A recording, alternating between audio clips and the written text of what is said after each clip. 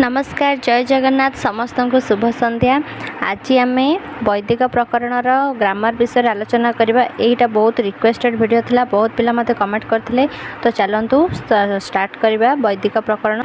प्रथम सूत्र होउची छंदसी परेपि। छंदसी परेपि रा पदच्छेद होउची छंदसी परे अपि समान छंदसी परेपि।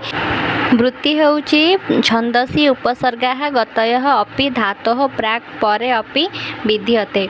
अर्थात वेदरे उपसर्ग और गति गुड़िक धातुर पूर्वर और परे प्रयुक्त होता है। अर्थात प्राग होची पूर्वर परे हैला परे। तापरे अनुवृत्ति हैला कौन ना ते प्राग धातोः सूत्रु अनुवर्तन होइछंती। तापर आसो पदार्थोक्ति। पदार्थोक्ति होची कौन ना छंदसी ना छंदस शब्दर सप्तमी एकवचन होची छंदसी। ते हैला गति और उपसर्ग गुड़िक ते कहुए परे हैला धातुर परे प्राग हैला धातुर पूर्वर। तापर सूत्रार्थ आसला। सूत्रार्थ हैला कौन ना वेदरे गति और उपसर्ग गुड़िक धातुर परे और पूर्वर प्रयुक्त होइथांती।